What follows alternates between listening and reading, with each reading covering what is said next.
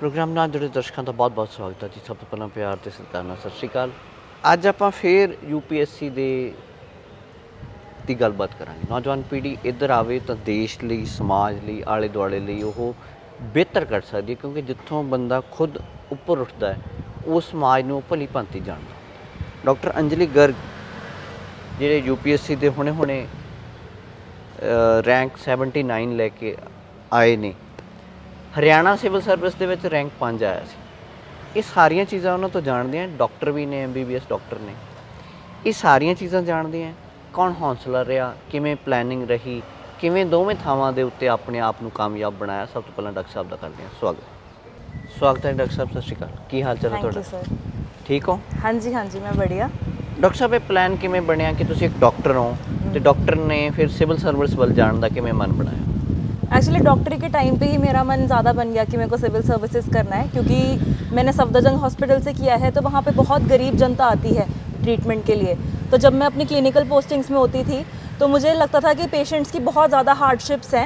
Other than health के अलावा भी जैसे लड़कियाँ आती हैं तो उनको एजुकेशन नहीं है, अवेयरनेस नहीं है। काफ़ी लड़कियों के बचपन में ही रेप हो रहे हैं और वो आ रहे हैं। तो मुझे उन चीज़ों से बहुत ज़्यादा ऐसे मोटिवेशन मिलता था कि मुझे किसी ग्रास रूट लेवल पर जाना है, किसी डाइवर्स फील्ड में जाना है जहाँ मैं एक्चुअल एक डाइवर्सिफाइड काम कर पाऊँ। तो फिर मैंने अपने ब्रदर से बात की तो उन्होंने मुझे बोला कि तेरा इंटरेस्ट ज़्यादा सिविल सर्विसेज की साइड लग रहा है, जिस तरह से तेरे मन लग रहा है।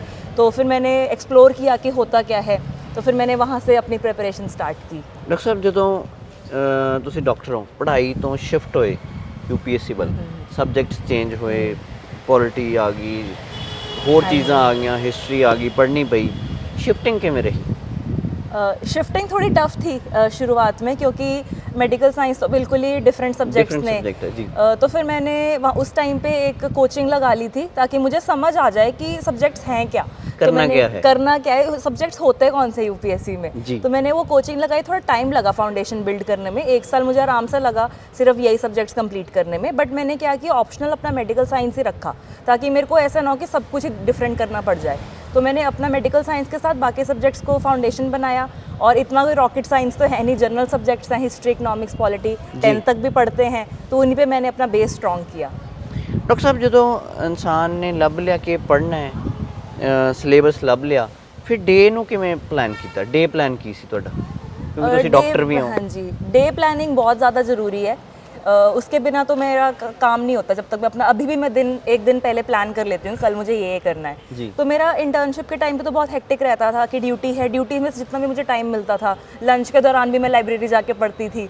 और कभी नींद नहीं पूरी हुई तो कोचिंग चली गई बिना सोए भी, रात की ड्यूटी के बाद भी कोचिंग्स चली गई। तो इंटर्नशिप के टाइम पे काफ़ी स्ट्रगल रहा मेरा साथ साथ में। बट इंटर्नशिप के बाद फिर मैंने घर आके अच्छे से पढ़ाई की और तब मेरे पास पूरा दिन होता था पढ़ने के लिए। तब मैंने अपना प्रॉपर जैसे 4 घंटे का सुबह का स्लॉट, फिर लंच के बाद 4 घंटे का स्लॉट, शाम को थोड़ा अपना एक्सरसाइज पे, जिमिंग पे भी फोकस किया, क्योंकि नहीं तो तुम बहुत डिप्रेस हो जाते हो अगर सिर्फ पढ़ते रहो। तो मैंने अपनी हॉबीज़ परस्यू की। मेरे को डांस पसंद है तो जुम्बा करती थी, और रात में फिर 4 घंटे का स्लॉट। तो 10 से 12 घंटे का स्लॉट मेरा ज़रूर पढ़ाई में रहता था। ਡਾਕਟਰ ਸਾਹਿਬ ਜਦੋਂ ਤੁਸੀਂ ਦੇਖਿਆ ਕਿ ਕੁਝ ਸਬਜੈਕਟ ਤੁਹਾਡੇ ਪਲੱਸ ਨੇ, ਕੁਝ ਮਾਈਨਸ 'ਚ ਨੇ, ਕੁਝ ਕਮਜ਼ੋਰੀ ਵੀ ਹੁੰਦੀ ਹੈ ਬੰਦੇ ਦੀ, ਉਹਨਾਂ ਨੂੰ ਕਿਵੇਂ ਆਪਣੇ ਆਪ ਦੇ ਨਾਲ ਲੈ ਕੇ ਚੱਲੇ? जो भी मेरे कमज़ोर सब्जेक्ट थे, एक तो मैं उनके लिए फिर एक्स्ट्रा पढ़ाई करती थी। जैसे कि उसके लिए मैंने वीडियोस देख ली। जैसे इकोनॉमिक्स है, उससे मेरा कोई वास्ता नहीं है तो मैंने इकोनॉमिक्स पढ़ी।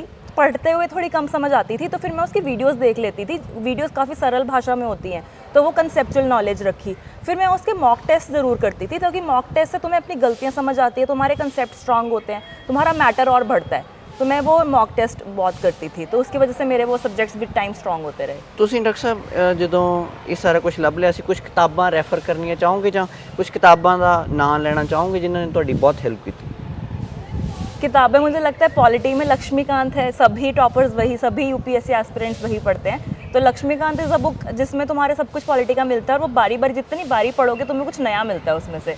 तो मुझे लगता है focus on same book, but उसी को रेपिटेटिव पढ़ेंगे तो उसके कंसेप्ट्स और स्ट्रांग होते हैं। और साथ में मॉक टेस्ट लगाना बहुत ज़रूरी है, क्योंकि मॉक टेस्ट से भी हमारी नॉलेज एनहांस होती है और गलतियों के बारे में पता चलता है। तो लक्ष्मीकांत पॉलिटी की। हिस्ट्री के लिए मैंने तमिलनाडु की एनसीईआरटी की थी for the ancient and medieval, वो मुझे अच्छी लगी, काफ़ी इजी लैंग्वेज में है। और बाकी तो करंट है, मोस्टली साइंस एंड टेक है, एनवायरनमेंट है, ऐसे कोई मैंने out of the syllabus book नहीं पढ़ी कि मैं बोलूँ कि मैंने तो ये बुक से मेरा हुआ। मैंने वही बेसिक्स बुक पढ़ी, साथ में मॉक टेस्ट किए, डिफरेंट इंस्टीट्यूट्स के मॉक्स किए ताकि डाइवर्सिटी मिले, और मैंने उनको एनालाइज किया बहुत बार कि मेरी क्या गलती है, मेरा कंसेप्ट वीक है कि किस तरह एलिमिनेशन नहीं हो रही है, तो मैंने वो ज़्यादा फोकस किया। ਡਾਕਟਰ ਸਾਹਿਬ ਤੁਹਾਡਾ ਰੈਂਕ ਆ ਗਿਆ ਸੀ 5 हाँ जी। ਹਰਿਆਣਾ ਦੀ ਸਿਵਲ ਸਰਵਿਸ ਦੇ ਵਿੱਚ, ਫਿਰ ਉਹਨੂੰ ਕਿਉਂ ਛੱਡਤਾ? दरअसल प्रेपरेशन तो मैं यूपीएससी दी कर रही थी और यूपीएससी ही मेरा मेन टारगेट था, बट हरियाणा सिविल सर्विसेज की नोटिफिकेशन ओवरलैप कर गई। तो मेरे पापा ने मुझे बोला, मेरा यूपीएससी मेंस के पहले एचसीएस का प्रीलिम्स था हिसार में, तो मेरा तो टारगेट यूपीएससी था, तो मैंने कहा नहीं मैं नहीं जाऊँगी, मैं अपने 2 दिन नहीं दे सकती हूँ इसको। तो फिर मेरे पापा और भाई ने मोटिवेट किया कि नहीं कुछ नहीं होता है, वो ये बाकी एग्ज़ाम भी क्लियर करना ज़रूरी है। तो मैंने वो दिया, मेरा प्रीलिम्स हो गया। फिर मेंस मेरा यूपीएससी मेंस का महीने बाद था, तो मेरी वही प्रिपरेशन एचसीएस के मेंस में काम आ गई, पंचकुला में ही था वो। तो फिर मैंने वो दिया, और क्योंकि मेरी यूपीएससी की प्रिपरेशन अभी तक स्ट्रांग हो गई थी, तो वही मेरे एचसीएस में काम है। मेडिकल साइंस ऑप्शनल के साथ ही मैंने दिया, और लकीली फिर इंटरव्यूज़ भी मेरी यूपीएससी इंटरव्यू अगर मेरी 2 फेब को थी तो 4 फेब को हरियाणा की इंटरव्यू थी, तो मेरी वही इंटरव्यू प्रेप काम आई, और लकीली फिर 5th फेब को मेरा रिजल्ट आ गया एचसीएस का, और मेरा वो यूपीएससी का रिजल्ट पेंडिंग ही था। तो वो उन 4 महीने मेरी ट्रेनिंग भी चली, और साथ में यूपीएससी का फॉर्चुनेटली मेरा रैंक आ गया, सो अपग्रेड हो गया। ਡਾਕਟਰ ਸਾਹਿਬ ਹਰ ਇਨਸਾਨ ਦਾ ਕੋਈ ਰੋਲ ਮਾਡਲ ਹੁੰਦਾ ਹੈ, ਤੁਹਾਡੀ ਜ਼ਿੰਦਗੀ 'ਚ ਕੌਣ ਤੁਹਾਡਾ ਰੋਲ ਮਾਡਲ ਰਿਹਾ? बचपन में मेरे पापा होते थे, क्योंकि हम उन्हीं को देखते हैं कि वो काम करते हैं, हमें पढ़ाते थे बचपन में जी। फिर विद टाइम मेरे ताया जी की बेटी हैं डॉक्टर अभिलाषा गर्ग, तो उन्होंने डीएम एंडोक्रिनोलॉजी किया है, लाइक पहले उन्होंने एमबीबीएस किया, फिर एमडी में ऑल इंडिया 17 लिया, फिर डीएम एंडो किया। तो उनसे भी मैं काफ़ी मोटिवेटेड रही कि वो कितनी हार्ड वर्किंग है, और उन्होंने अपने फैमिली की सपोर्ट के साथ कितना आगे बढ़ी हैं, तो वो मेरी मोटिवेशन रही। फिर मुझे दौरान प्रिपरेशन के दौरान वैशाली सिंह आईएएस ऑफिसर है, रैंक 8 था उनका, तो वो मिली, तो उनसे मैंने इंस्पिरेशन ली कि अगर ये मेरे साथ बैठ के कर सकती हैं तो मेरा भी क्लियर हो सकता है। तो ऐसे ऐसे विद टाइम मेरे रोल मॉडल्स बढ़ते रहे, और मैंने उन सब से मिलके सीख ली कि मैं कैसे हार्ड वर्क कर सकती हूँ, कैसे स्ट्रगल्स को फेस कर सकती हूँ। ਡਾਕਟਰ ਸਾਹਿਬ ਜਦੋਂ ਇਨਸਾਨ ਆਪਦਾ ਗੋਲ ਅਚੀਵ ਕਰ ਲੈਂਦਾ ਹੈ, ਉਹਨੂੰ ਫਿਰ ਲੱਗਦਾ ਹੈ ਵੀ ਇਹ ਚੀਜ਼ਾਂ ਮੇਰੀਆਂ, ਇਹ ਆਦਤਾਂ ਜਾਂ ਇਹ ਹੈਬਿਟਸ ਸੀਗੀਆਂ ਜਿਹੜੀਆਂ ਕੁਝ ਚੀਜ਼ਾਂ ਜਾਂ ਮੇਰੇ ਸ਼ੌਕ ਨੇ, ਹੌਬੀਜ਼ ਨੇ, ਇਹ ਮੈਨੂੰ ਉੱਪਰ तक ਲੈ ਕੇ ਆਏ। ਤੁਹਾਡੇ 'ਚ ਕੀ ਕੁਆਲਿਟੀਜ਼ ਸੀਗੀਆਂ, ਤੁਸੀਂ ਕੀ ਮਹਿਸੂਸ ਕਰਦੇ ਹੋ? मुझे लगता है कि एक तो मैं थोड़ी ज़िद है मेरे अंदर, अच्छा। क्योंकि जैसे मेरा मैंने एमबीबीएस किया हुआ है, तो सब लोग मुझे बोलते थे कि तेरे पास बहुत स्ट्रॉन्ग बैकअप है एमडी का, कि तू बिल्कुल चेंज क्यों कर रही है। तो मुझे लगा नहीं, मेरे मन में आ गया है तो मुझे तो करना है। फिर मैंने एक अटेम्प्ट के बाद मेरा मेडिकल साइंस में कम रहा, तब भी मुझे लोगों ने बोला कि यार एमडी कर ले, इतना क्या है, बट मैंने कहा नहीं, मेरे को तो यही करना है। तो मैंने किसी की नहीं मैं सुनती थी, मेरे को था कि मेरे को तो करना है। तो वो एक ज़िद होनी चाहिए तुम्हारे अंदर, कुछ डिफरेंट करना है तो। और एक मुझे लगता है मेरा एटीट्यूड थोड़ा ऐसा रहता है कि ठीक है 2 दिन लो आ गया, बट मैं तीसरे दिन पॉजिटिव एटीट्यूड रख लेती हूँ। मतलब मैं उसको ये सोचती हूँ कि इम्प्रूव कैसे करूँ, रादर दैन कि डिप्रेस हो जाऊँ कि मैं तो कर ही नहीं सकती। मैं ये कभी नहीं सोचती कि मैं ये कर नहीं सकती। अगर 2 मिनट फील आती भी है मुझे कि मैं ये कर नहीं सकती, बट उसी टाइम फिर मुझे लगता है कि नहीं, पहले भी तो मैंने इम्प्रूव किया है, अभी मैं यहाँ तक पहुँच गई हूँ तो मैं और कर लूँगी। तो हमेशा I target on betterment and improvement and not on perfection. तो ये मतलब मुझे लगता है कि परजर्वरेंस, पॉजिटिव एटीट्यूड ज़रूर वर्क करता है। और जितना मैं लोगों से बात करती हूँ, थोड़ा हंसी खुशी बात कर ली, तो उससे मेरा मूड अच्छा रहता था। तो उस सब ने मुझे कंसिस्टेंसी प्रोवाइड की। ਇੱਕ ਬੱਚੇ ਨੇ ਹੁਣ ਜਦੋਂ ਇਨਸਾਨ ਆਪਦਾ ਗੋਲ ਅਚੀਵ ਕਰ ਲੈਂਦਾ, ਉਹਨੂੰ ਬਹੁਤ ਸਾਰੀਆਂ ਚੀਜ਼ਾਂ ਕਲੀਅਰ ਹੋ ਜਾਂਦੀਆਂ ਵੀ ਇਹ ਚੀਜ਼ਾਂ ਕਰਕੇ ਮੈਂ ਅੱਗੇ ਆ। ਕਿਸੇ ਸਟੂਡੈਂਟ ਨੇ, ਕਿਸੇ ਨੌਜਵਾਨ ਨੇ ਹੁਣ ਦੁਬਾਰਾ यूपीएससी ਦੀ ਤਿਆਰੀ ਕਰਨੀ ਹੈ, ਉਹਨੂੰ ਸ਼ੁਰੂਆਤ 'ਚ ਕੀ ਕਰਨਾ ਚਾਹੀਦਾ? दोबारा मतलब एक बारी नहीं, फर्स्ट टाइम अगर उन्हें एंटर करना है। अच्छा। एक तो फाउंडेशन जो है, जैसे हिस्ट्री, इकोनॉमिक्स, पॉलिटी, ये सब एक कंसेप्चुअल नॉलेज स्ट्रॉन्ग करनी चाहिए। इसके लिए आप अच्छे से वीडियोस देखिए, जो भी बुक्स पढ़िए, बट इनको अच्छे से पढ़ना, क्योंकि ये प्रीलिम्स, मेंस, इंटरव्यू सब में काम आता है। दूसरा है कि ऑप्शनल जो है वो अपने समझ लीजिए कि आपकी स्ट्रॉन्ग क्या है। मेरे को लगता था कि मैं मेडिकल ग्रेजुएट हूँ तो मैं वही लूँगी, वही मेरी कंफर्ट जोन है, तो अपना कंफर्ट जोन देखिए। और तीसरी चीज़ है कि न्यूज़पेपर्स, तो न्यूज़पेपर्स पढ़ना स्टार्ट कर दीजिए, ताकि आपको उसमें इंटरेस्ट डेवलप होता रहे कि इंडिया में क्या चल रहा है, वर्ल्ड में क्या चल रहा है। जब आपको उसमें इंटरेस्ट आने लग जाएगा तो आपको बुक्स में भी और इंटरेस्ट बढ़ता है। ਡਾਕਟਰ ਸਾਹਿਬ ਜਦੋਂ ਇਨਸਾਨ ਇੱਥੇ ਆ ਜਾਂਦਾ ਹੈ, ਉਹਨੂੰ ਲੱਗਦਾ ਵੀ ਹੁਣ ਗੋਲ ਅਚੀਵ ਹੋ ਗਿਆ ਹੈ, ਸਭ ਕੁਝ ਹੋ ਗਿਆ ਹੈ, ਤਾਂ ਹਰ ਇਨਸਾਨ ਦਾ ਇੱਕ ਗੋਲ ਹੁੰਦਾ, ਨੈਕਸਟ ਗੋਲ ਕੀ ਹੈ? नेक्स्ट गोल मेरा है अभी तो कि जो भी पहले तो ट्रेनिंग है, तो ट्रेनिंग में जो भी सिखाएंगे वो मैं उसको अच्छे से एब्जॉर्ब कर पाऊँ और जितनी फ्रेंडशिप्स है, नेटवर्किंग है, वो बढ़ा पाऊँ। और दूसरा, तुम्हारे पर्सनल गोल्स भी बढ़ जाते हैं क्योंकि तुम प्रिपरेशन के टाइम पे थोड़ा अपना पर्सनल बॉडी पे सब पे कॉम्प्रोमाइज़ करते हो। तो वो भी मेरे पर्सनल गोल्स हैं कि मुझे और फिट होना है, मुझे अपनी हॉबीज़ परस्यू करनी है, जो कि मैं इतना टाइम तब नहीं दे पाती थी। एंड इन द फ्यूचर जहाँ पे भी जिस भी स्टेट में मुझे पोस्टिंग मिलेगी, जो भी अपॉर्चुनिटीज़ मिलेंगी, आई विल ट्राई कि मैं उस पर अपना मैक्सिमम दे पाऊँ और मैक्सिमम हेल्प कर पाऊँ सब लोगों के लिए एंड सर्विस दे पाऊँ। यूपीएससी ਤੁਹਾਡਾ ਫਸਟ ਅਟੈਂਪਟ ਦੇ ਵਿੱਚ ਕਲੀਅਰ ਹੋਇਆ? जी सेकेंड ਸੈਕਿੰਡ। ਜਦੋਂ ਫਸਟ ਅਟੈਂਪਟ ਰਹਿ ਗਿਆ, ਉਹ ਫੇਜ਼ ਨੂੰ ਤੁਸੀਂ ਕਿਵੇਂ ਉਹਦੇ ਚੋਂ ਬਾਹਰ ਆਏ? ਜੋ ਇੱਕ ਸਲੋ ਫੇਜ਼ ਹੁੰਦਾ ਹੈ, ਇੱਕ ਲਾਈਕ ਫੇਲਿयर टाइप ਹੁੰਦਾ ਹੈ, ਉਹ ਉਹਦੇ ਵਿੱਚੋਂ ਕਿਵੇਂ ਆਪਣੇ ਆਪ ਨੂੰ ਬਾਹਰ ਲੈ ਕੇ ਆਂਦਾ? मेरे लिए वो काफ़ी स्ट्रॉन्ग था क्योंकि मैंने हमेशा से स्कूल में टॉप किया, फिर MBBS में टॉप किया, फिर कॉलेज में टॉप किया।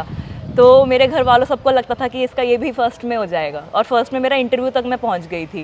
तो फाइनल लिस्ट में मेरा 5-6 नंबरों से रह गया था। तो उस टाइम पे बहुत ज़्यादा बुरा लगा था, घर वाले भी सब काफ़ी ज़्यादा ऐसे थे।